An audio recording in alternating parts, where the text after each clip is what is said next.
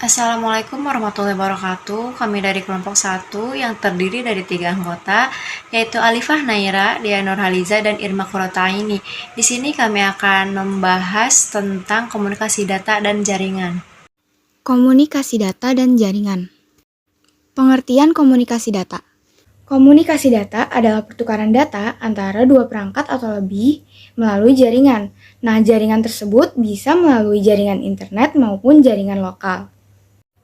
Nah, contoh-contoh perangkat komunikasi data yang biasa kita gunakan seperti komputer, laptop, tablet, handphone, dan lain-lain. Selanjutnya, fungsi dan tujuan komunikasi data. Yang pertama, mengefisiensikan sebuah pengiriman data dalam jumlah yang besar tanpa suatu kesalahan. Yang kedua, memungkinkan penggunaan sistem komputer dan peralatan pendukungnya dari jauh. Yang ketiga, bisa mendukung manajemen dalam hal kontrol, karena memungkinkan penggunaan sistem komputer secara terpusat ataupun tersebar. Dan yang keempat, mampu menyebarkan informasi dengan cepat. Karakteristik dasar komunikasi data yaitu ada pengiriman, akurasi, ketepatan waktu, dan jitter. Yang pertama yaitu ada pengiriman. Pengiriman yaitu sistem harus mengirimkan data ke tempat yang dituju. Lalu, data harus diterima oleh user sesuai apa yang dikirim oleh pengirim. Yang kedua ada akurasi, yaitu sebuah sistem harus memberikan data yang akurat. Jika data tidak akurat, maka tidak dapat digunakan. Yang ketiga, ketepatan waktu, yaitu sebuah sistem harus mengirimkan data pada waktu yang tepat. Jika pengirimnya telat, maka data tidak bisa digunakan. Yang keempat, jitter, yaitu suatu keterlambatan yang tidak merata dalam suatu pengirim paket video maupun audio.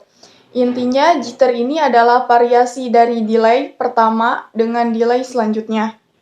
Selanjutnya, ada jenis-jenis komunikasi data, yaitu ada yang melalui infrastruktur terestrial dan yang melalui satelit. Yang melalui infrastruktur terestrial yaitu jenis komunikasi data ini dilakukan dengan menggunakan kabel atau nirkabel sebagai saran akses sehingga hal ini memberikan biaya yang cukup besar untuk membangun infrastrukturnya. Kemudian yang melalui satelit, yaitu jenis komunikasi data ini dilakukan dengan menggunakan satelit sebagai media akses dan jenis komunikasi data ini memiliki ruang cukup yang lebih luas. Dan selanjutnya ada 5 komponen komunikasi data.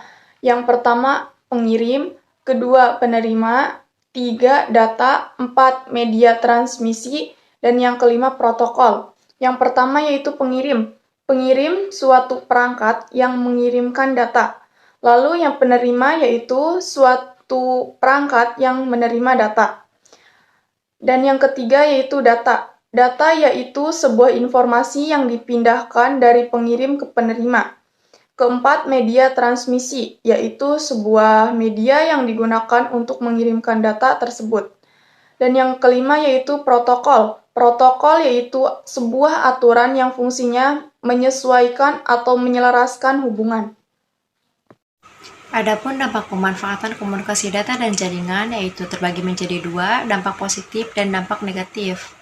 Dampak positif yang pertama yaitu memudahkan mengakses informasi jaringan komputer. Yang kedua, mempercepat arus saat ini menjadi sangat cepat. Yang ketiga, mempermudah komunikasi individu dengan individu lainnya yang jauh. Yang terakhir yaitu mendukung kecepatan berkomunikasi dengan adanya dukungan jaringan komputer. Dampak negatifnya yaitu 1. Individu menjadi malas bersosialisasi secara fisik. Yang kedua, meningkatnya penipuan dan kejahatan cyber. Yang ketiga, cyberbullying. Yang keempat, menurunnya prestasi belajar dan juga kemampuan bekerja seseorang. Yang kelima, konten negatif dan berbau pornografi berkembang dengan pesat. Sekian presentasi yang dapat kelompok kami sampaikan. Kurang lebihnya mohon maaf. Wassalamualaikum warahmatullahi wabarakatuh.